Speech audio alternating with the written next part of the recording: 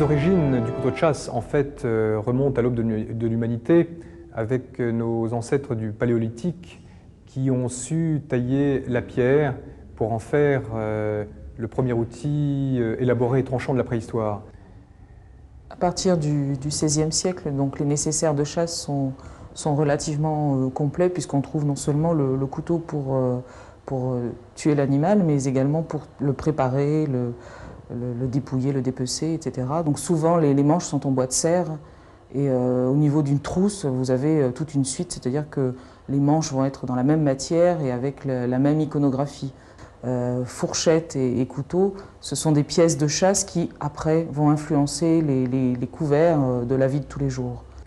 Le couteau a évolué lentement et a commencé principalement à se spécialiser, j'entends évidemment bien sûr le couteau de chasse, à se spécialiser au Moyen-Âge, où au départ, les chasses souvent étaient pratiquées avec de longues épées, car les chasses se pratiquaient à cheval.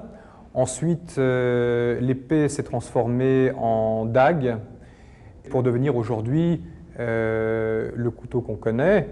Mais en fait, il existe plusieurs types de couteaux de chasse qui ont chacun une spécialité très spécifique pour des fonctions précises dans la chasse. Mais on rencontre également des couteaux beaucoup plus polyvalents qui sont capables de remplir une multitude de tâches. En fait, le couteau de chasse n'est pas un objet tout à fait comme les autres, car il va très vite devenir un véritable compagnon pour le chasseur qui le suivra dans toutes ses aventures cinégétiques.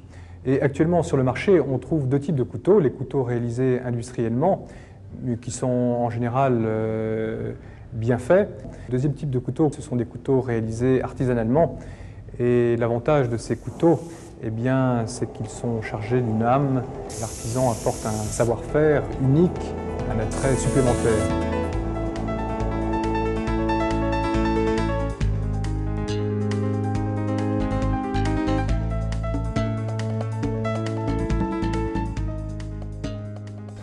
Voilà, nous avons réalisé un dessin d'un couteau de chasse utilitaire type drop point, c'est-à-dire avec pointe abaissée.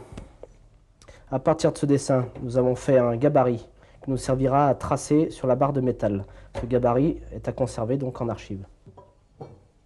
Donc pour ce couteau, nous prenons un acier type Z100 CD17, un acier donc chargé en carbone et en chrome, donc il y a un bon pouvoir d'inoxydabilité. Sur cette barre, on va placer notre gabarit.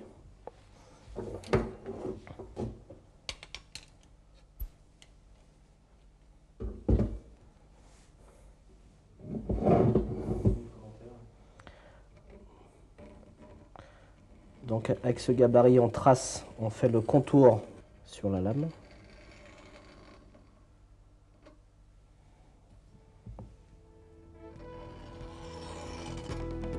Voilà. Maintenant, nous allons faire le contour à la bande.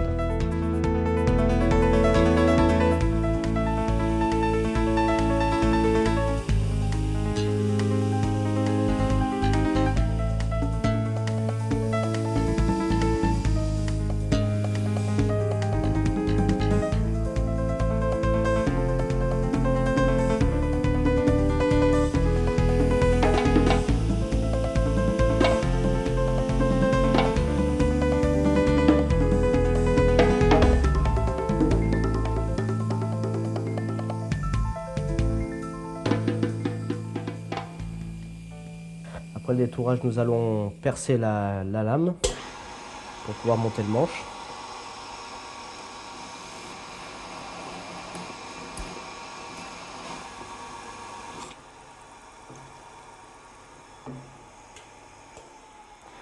Donc après le perçage, on passe au poinçonnage, c'est-à-dire le marquage.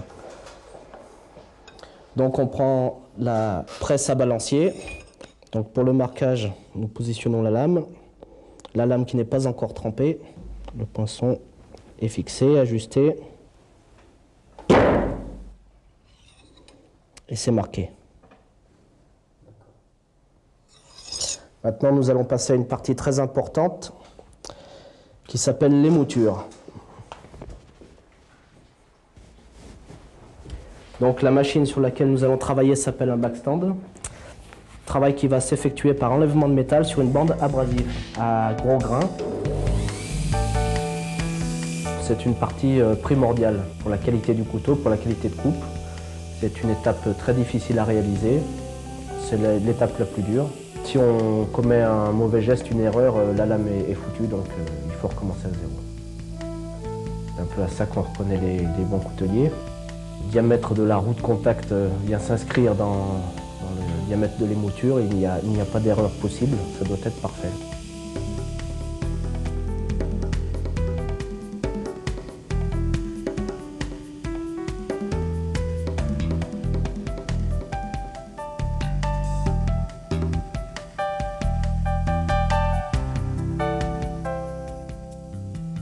Voilà, l'étape d'émouture est terminée. La lame est prête à aller à la trempe.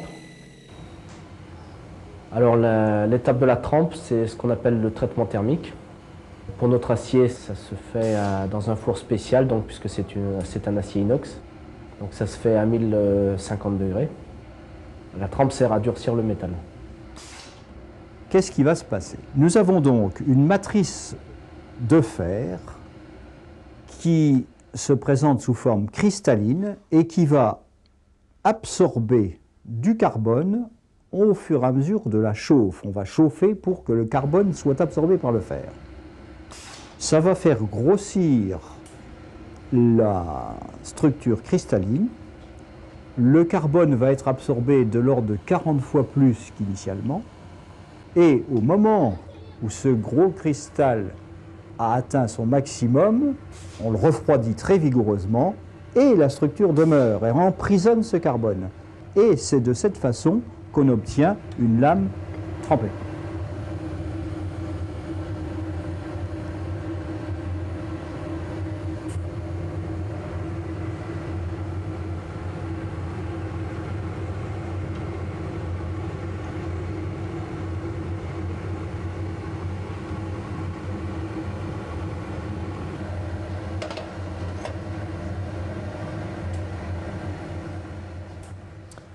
Voilà, la lame revient de la trempe. Donc maintenant le métal est dur. Nous allons procéder à la finition de la lame, ce qui va donner un aspect satiné à la lame.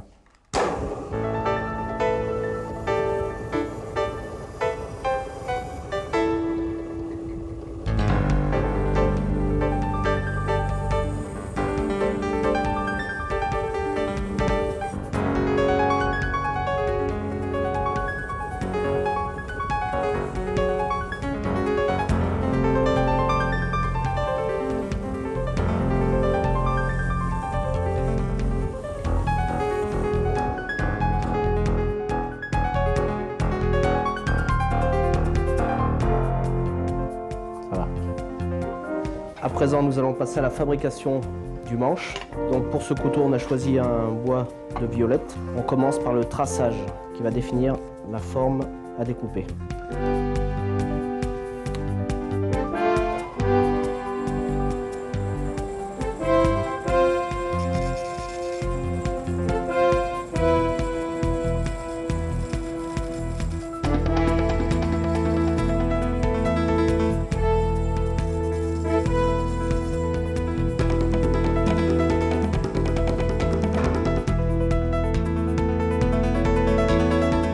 Nous allons maintenant les ajuster, les monter ensemble et terminer l'avant. Parce qu'une fois monté, on ne pourra plus y retoucher.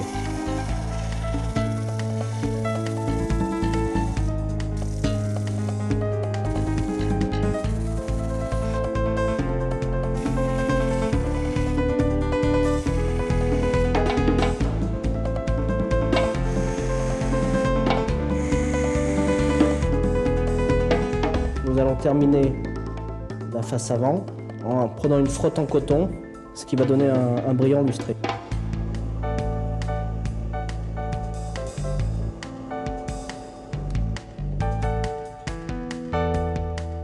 Donc là on est parti d'une finition comme ça, brute de coupe, pour arriver à ça. À présent nous allons coller le manche. Donc en prenant une colle spéciale polymère, Donc là, on mélange. Hop.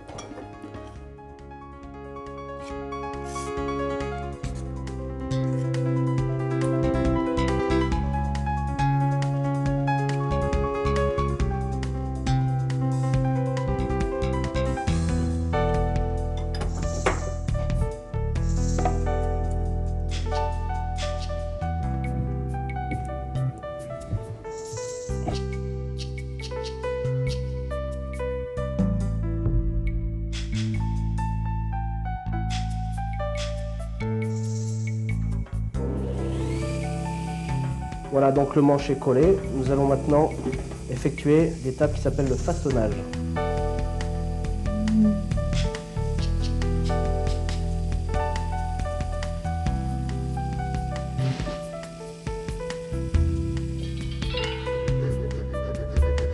Nous allons peaufiner le façonnage à la lime.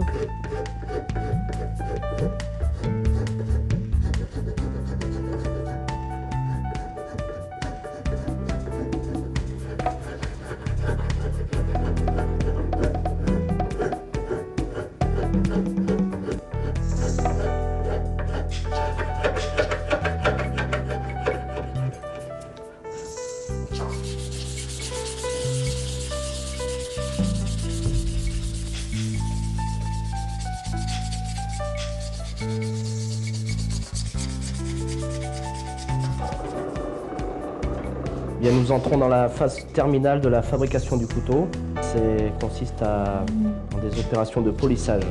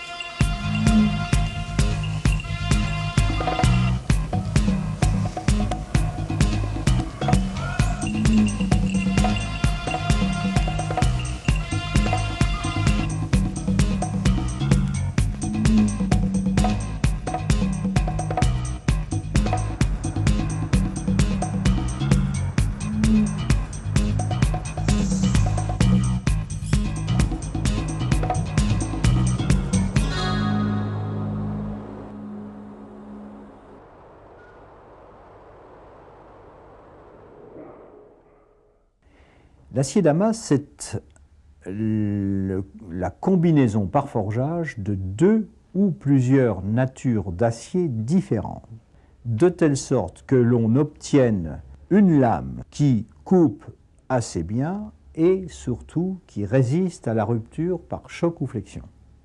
C'est le but recherché, car dans les temps anciens, depuis Hallstatt, la qualité d'élaboration de l'acier étant très difficile, la combinaison de ces qualités ne pouvait se faire que par ce type de forgeage-là.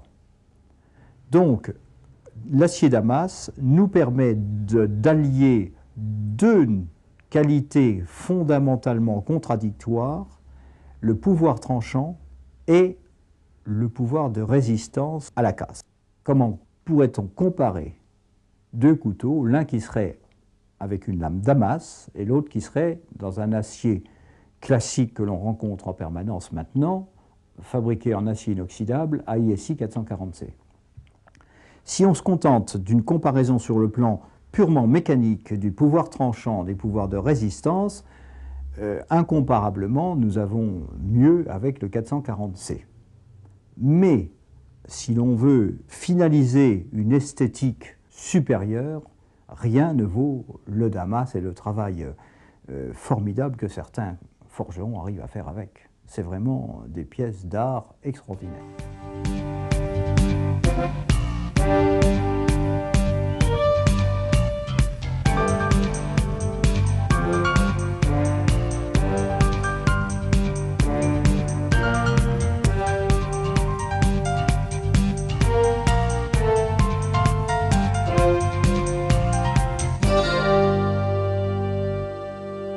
Un étui sur un couteau, c'est très important. Impossible en effet de transporter un couteau tel que celui-ci directement dans un sac, pour des raisons évidentes de sécurité et de législation.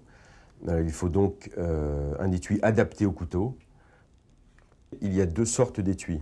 L'étui à proprement dit, c'est-à-dire uniquement réalisé en cuir, et la gaine, réalisée en bois, de peuplier le plus souvent, recouvert ensuite de cuir. L'avantage de la gaine en bois, il est triple. Il va protéger la lame de l'oxydation possible du cuir, surtout dans le cas d'acier oxydable. Il va protéger l'étui du couteau et il va enfin protéger l'utilisateur en cas de chute, parce que c'est beaucoup plus solide. Pour ce couteau qui a une lame inoxydable, je vais réaliser un étui en cuir, sans gaine en bois.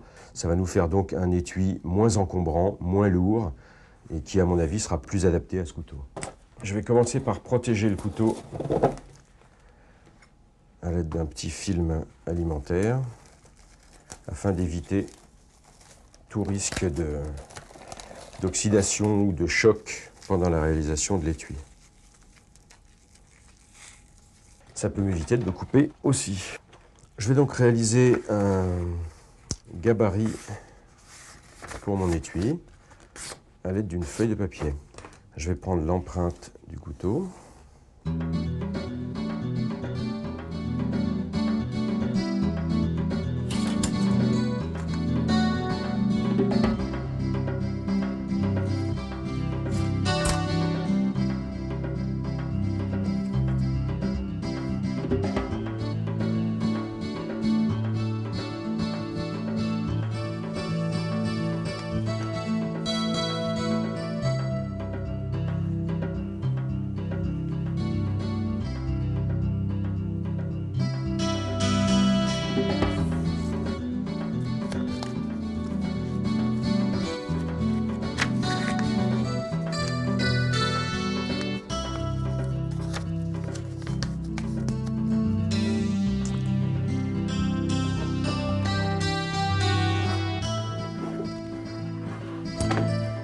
Nous allons utiliser un collet tannage végétal, qui est à mon avis le cuir le plus adapté pour l'étui de couteau.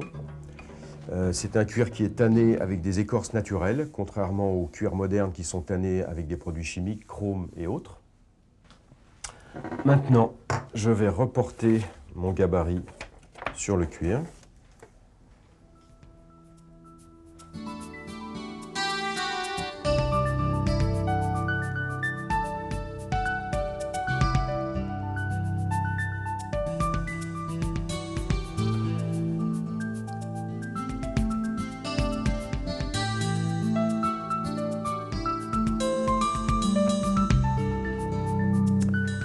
Et maintenant, la découpe. Voilà.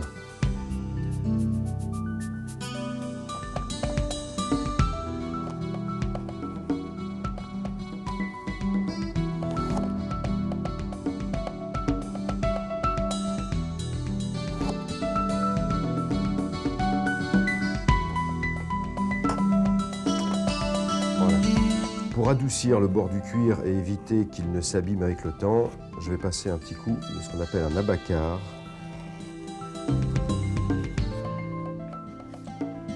Je vais maintenant légèrement humidifier le cuir, qui, comme vous le constatez, absorbe bien afin de pouvoir le mettre en forme plus facilement.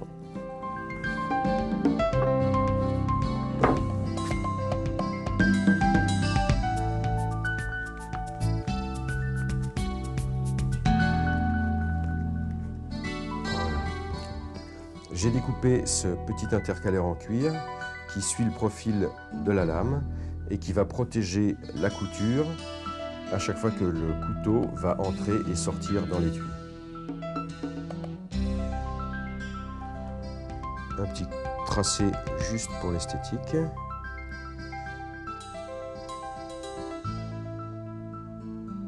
Maintenant, je vais passer une couche d'un produit qu'on appelle teint de tranche sur les bords, de façon à refermer toutes les petites aspérités qu'il peut y avoir sur la tranche du cuir.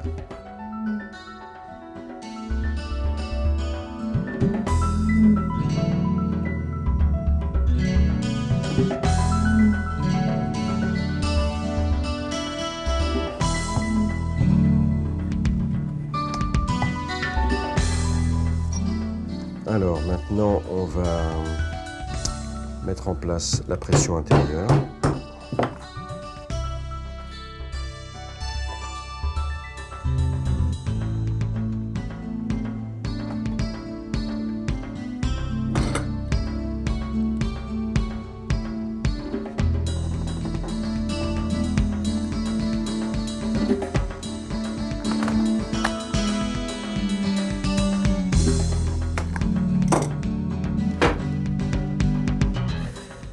Et maintenant, la couture traditionnelle. Une couture sellier, une couture à 2 aiguilles, infiniment plus solide qu'une couture machine parce que le fil fait un va-et-vient de chaque côté du cuir et c'est pratiquement inarrachable.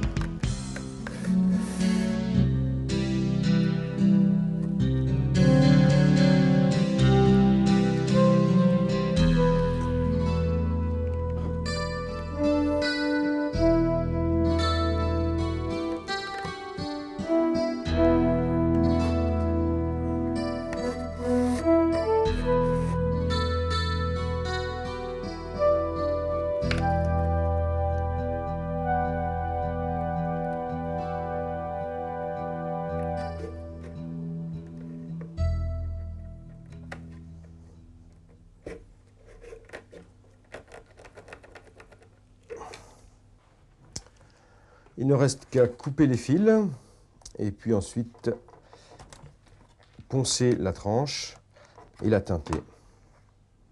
C'est un étui de base classique. En dehors de ça, on peut s'amuser à décorer les étuis au gré du goût et de la fantaisie de chacun. Ici, un cuir martelé repoussé.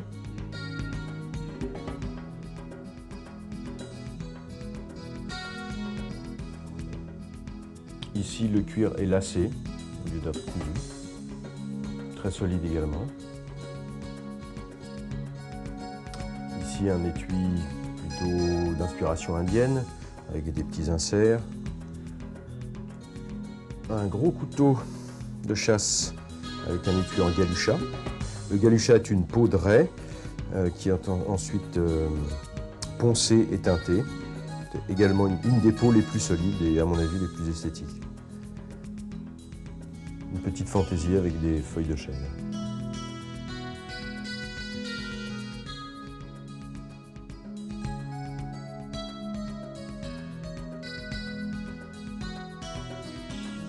Voilà, l'étui est fini. Il ne reste qu'à lui mettre une petite couche de graisse à cuire. Et il devrait vous accompagner pendant de longues années à la chasse.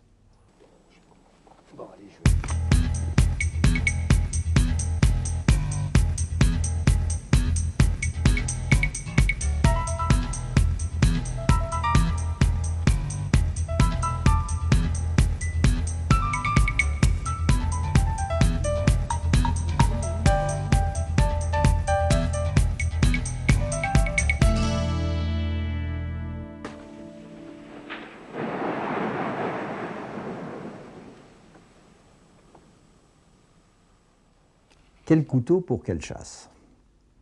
En vénerie, l'usage de la dague est particulièrement recommandé. La dague de vénerie ne se présente pas du tout comme celle qui est ici.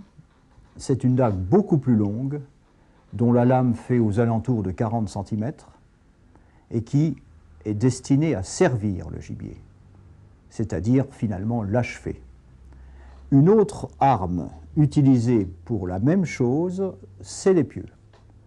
L'épieu, qui a une lame du même ordre de grandeur, est utilisé cette fois-ci par un veneur qui achève son animal sans prendre de risque. Pour la chasse au grand gibier, il y a 2 manières de procéder.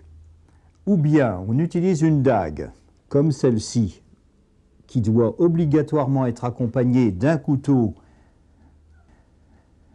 pour faire l'après-chasse, ou bien on utilise un couteau universel capable d'achever le gibier et toute l'après-chasse. Cette dague, qui a pour unique vocation d'achever le gibier, c'est-à-dire de piquer en réalité, est constituée d'une lame triangulaire, triangulaire dans ce sens-ci et trapézoïdale dans ce sens-là, à double tranchant, et elle est si pointue pour pouvoir pénétrer vraiment sans effort dans l'animal. La garde est assez large, le ricasso permet de tenir la lame à plat et d'avoir un appui sur la première phalange qui vous permet de donner un coup très violent dans l'animal, très fort, très rapide.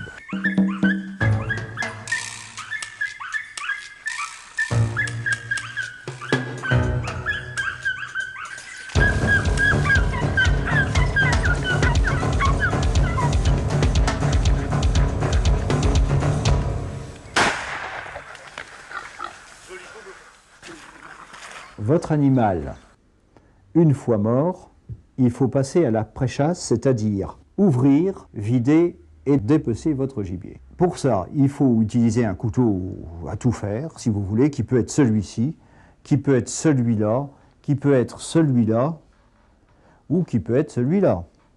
Voilà, vous avez un échantillonnage de ces couteaux multi-usages. Bon, celui-ci est un petit couteau qui va très bien pour faire ce genre de travail. On l'a fait léger et surtout on l'a fait avec un dos convexe et non pas concave, qui a le grand avantage d'avoir une trajectoire dégageante, tandis que si vous prenez un dos qui est concave comme celui-ci, la trajectoire est engageante et vous risqueriez de percer les viscères. Voilà pourquoi on utilise, pour ouvrir un animal, un dos convexe. Nous avons un petit couteau qui ne possède ici qu'un seul quillon de garde, et non pas deux. En fait, en réalité, dans cette affaire, le quillon de garde est bien utile pour se protéger les doigts quand on l'utilise de cette façon-là, mais quand on ouvre le gibier comme ça, il est très heureux qu'il n'y ait pas de quillon de garde inférieur ici. Et donc ce couteau-ci est très bien adapté également à cette situation. Nous avons aussi la solution qui consiste à n'avoir qu'un seul couteau, c'est-à-dire un couteau qui permet d'achever l'animal, de l'ouvrir, de le vider et de le dépecer. Évidemment, dans ce cadre-là, nous aurons plus de mal, puisqu'il est multi-usage, à faire chacun des usages séparément. Mais par contre, on n'a pas le souci de traîner trop de poids. Pour ces 4 couteaux d'après-chasse qui sont ici, on s'aperçoit que celui-ci ne dispose ni contre-tranchant ni faux tranchant. Alors qu'ici, nous avons un faux tranchant, c'est-à-dire juste une sorte de petit chanfrein, là, qui donne juste une pénétration légèrement meilleure. Celui-là également, même fonction, alors que ce dernier couteau, lui, a un vrai contre-tranchant, c'est-à-dire quelque chose qui, si c'était bien affûté, pourrait éventuellement couper un peu. En fait, c'est essentiellement une question esthétique, et sa présence n'a pas une grosse influence sur l'usage lui-même du couteau. Simplement, ça pique un petit peu mieux. Voilà. Dans le cadre de la chasse au grand gibier, quand on veut conserver la peau, on a fabriqué un couteau qui a une forme très particulière et qui est spécialement fait pour dépouiller l'animal et non pas le dépecer. Dépecer, c'est mettre en pièces, dépouiller, c'est enlever la peau. Nous avons donc un couteau qui a été réalisé pour être très rond, très trapu, avec une lame très large et très ronde ici, dont la caractéristique essentielle, c'est d'avoir un tranchant extrêmement fin, comme un rasoir, et une sorte de forme bien ronde. Ça permet de dépouiller l'animal comme ça, si vous voulez, et aussi, en retournant le couteau, de ne pas être gêné par une garde, par rien, et de travailler en sûreté très vite, parce que souvent on est gêné par le froid, par la pluie, par la neige, etc. Dans le cadre de la chasse au grand gibier, quand on veut conserver un trophée, on a intérêt à prendre un tout petit couteau comme celui-ci qui permet de préparer le travail du taxidermiste, c'est-à-dire d'enlever le plus gros de ce qui est à l'intérieur de la partie qu'on veut conserver. En faisant déjà un travail extrêmement minutieux, on peut écarter et dépouiller vraiment son trophée.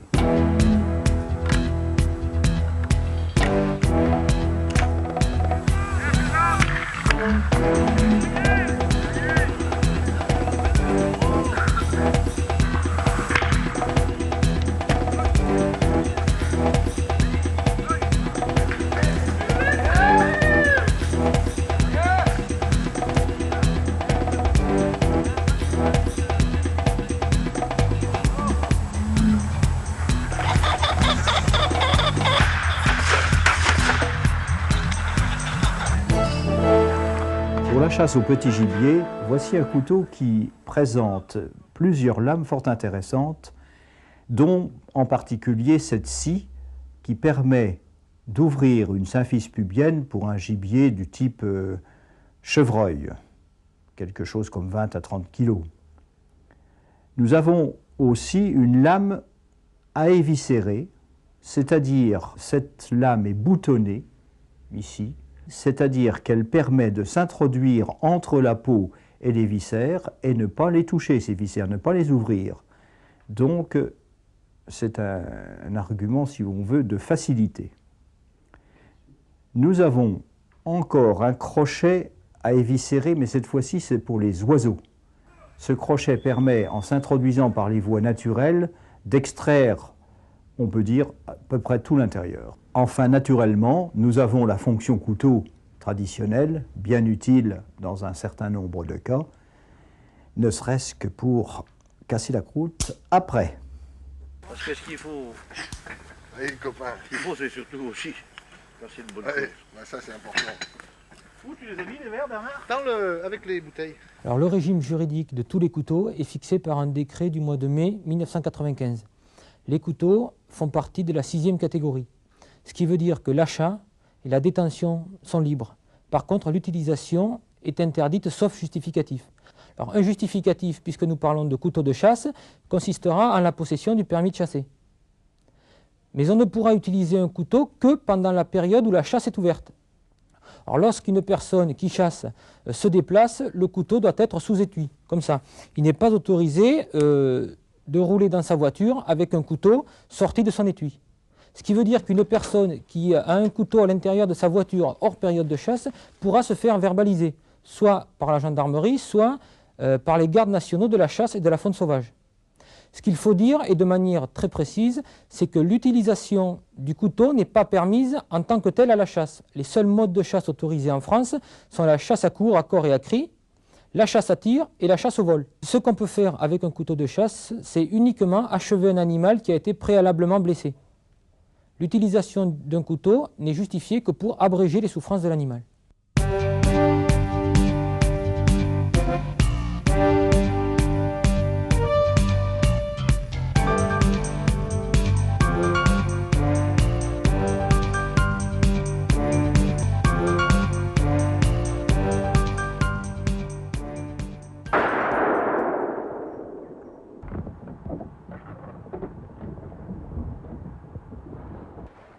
Aussitôt le tir, à une patte arrière et bien le fermer.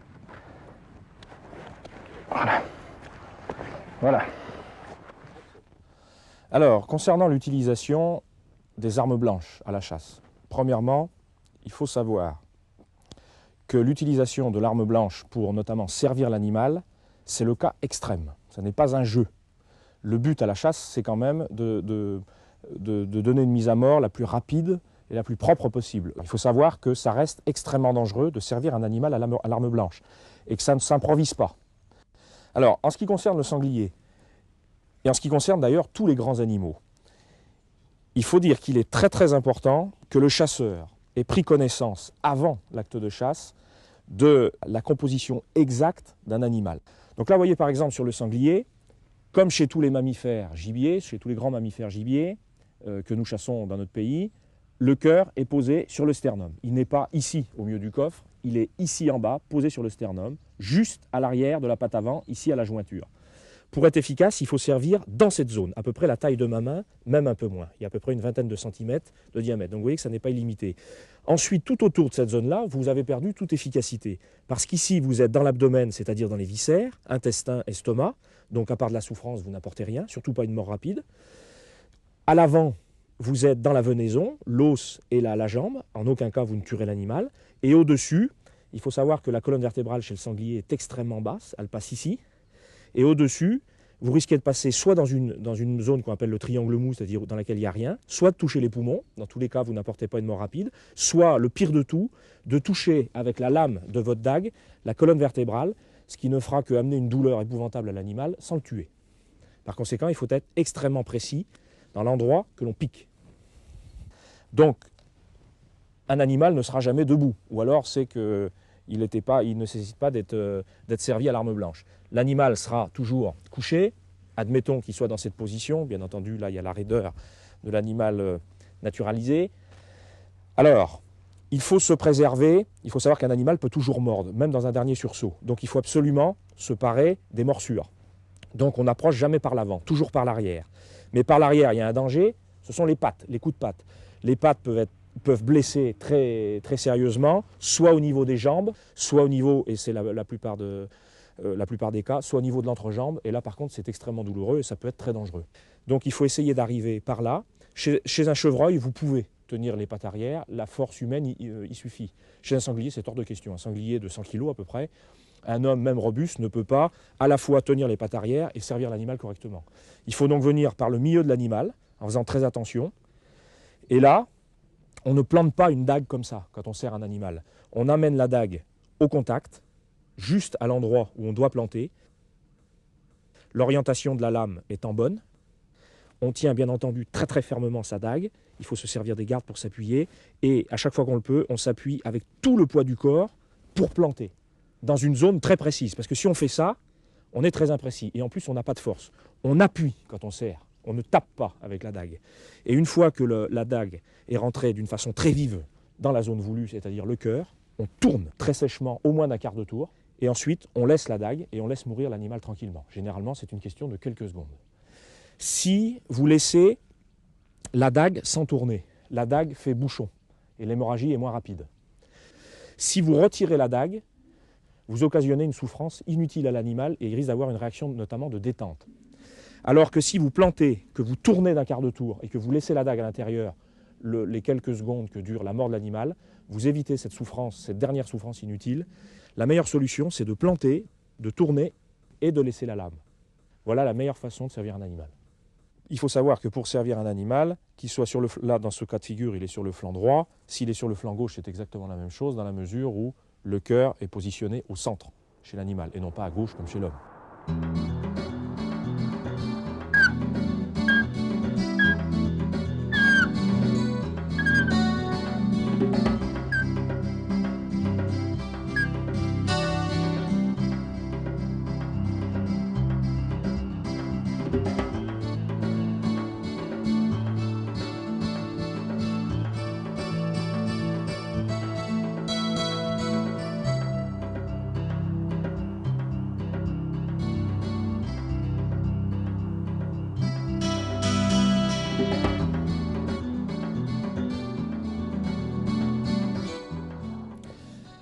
Alors pour un cerf, c'est rigoureusement la même chose dans la façon de servir l'animal, si ce n'est que c'est encore beaucoup plus périlleux, beaucoup plus dangereux. Dans la mesure où au niveau des bois, là c'est pratiquement imparable, donc vous ne pouvez pas imaginer vous parer des coups de bois. Donc il faut vraiment que l'animal, encore une fois, soit vraiment moribond pour pouvoir venir le servir à la dague. Imaginez cet animal sur le flanc, au niveau des postérieurs, ça a encore plus de puissance, plus de détente et des membres beaucoup plus longs, donc c'est très dangereux au niveau des postérieurs. Par conséquent, c'est encore plus périlleux de servir un cerf à la dague. Ça ne doit vraiment être que dans un cas extrême et pour l'arrêt de la souffrance, parce que l'animal doit être moribond pour pouvoir s'amener sur un cerf avec une dague. La position du cœur chez un cerf, c'est exactement comme chez un sanglier ou chez un chevreuil. Le cœur est situé en bas, non pas ici, hein. Le cœur est situé posé sur le sternum est là, et le cœur est ici, complètement en bas. Donc pour être efficace, il n'y a pas le choix, c'est dans cette zone-là qu'il faut piquer avec votre dague. On est bien d'accord, que ce soit un sanglier, un cerf, un chevreuil, un daim, un mouflon, etc.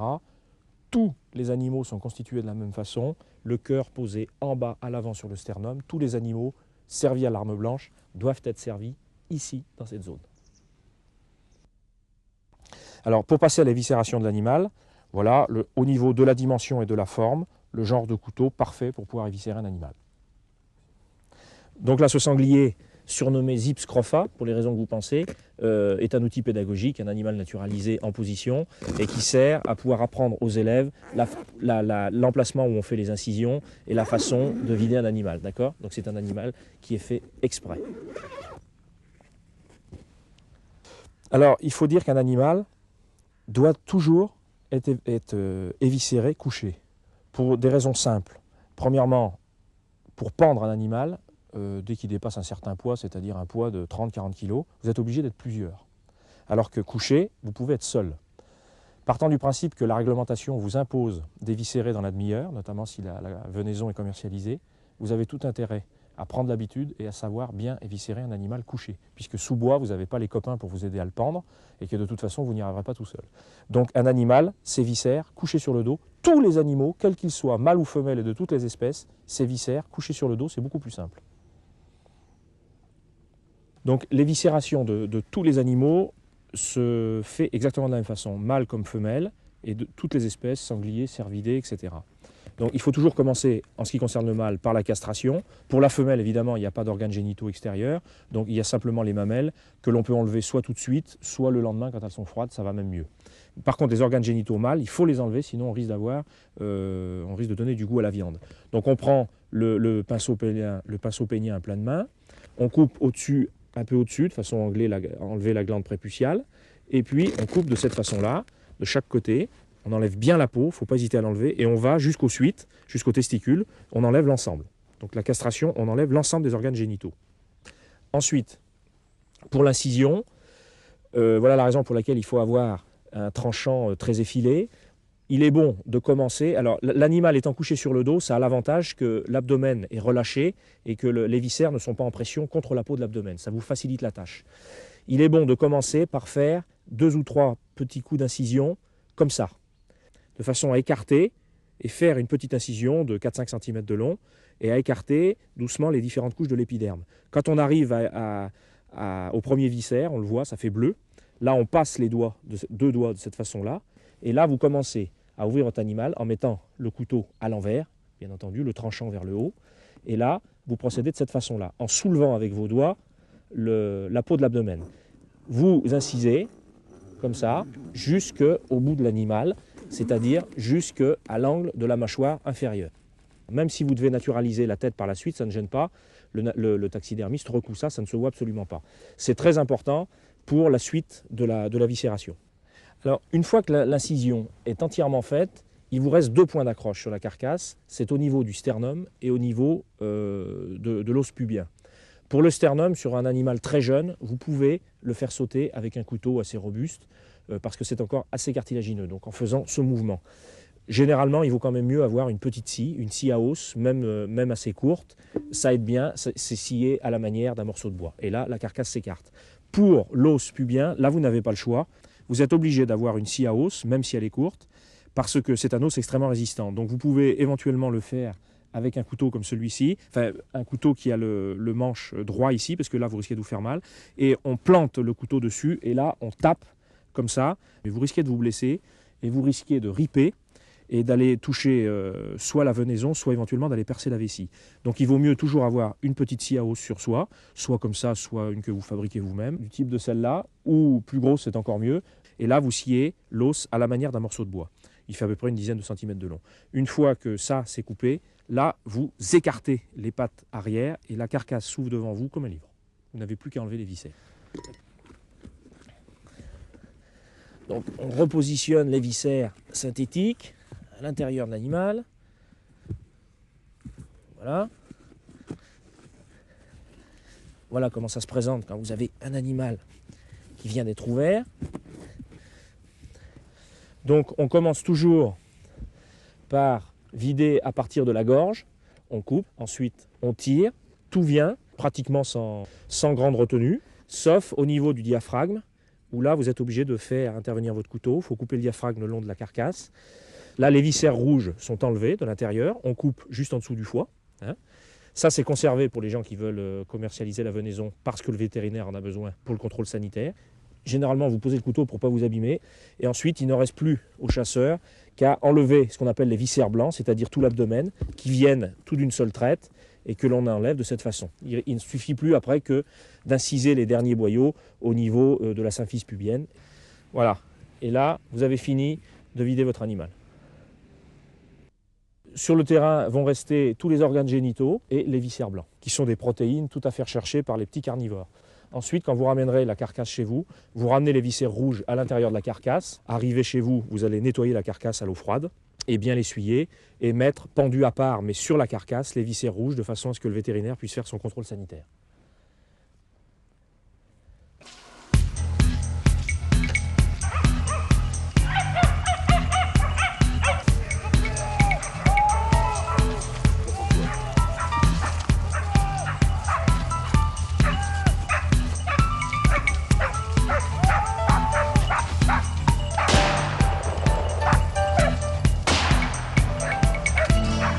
Il est mort là.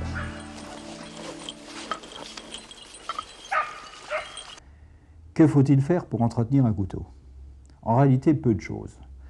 Il faut maintenant que nous ne savons plus quelle est l'origine des cuirs qui constituent les étuis, les sortir des étuis pour les conserver.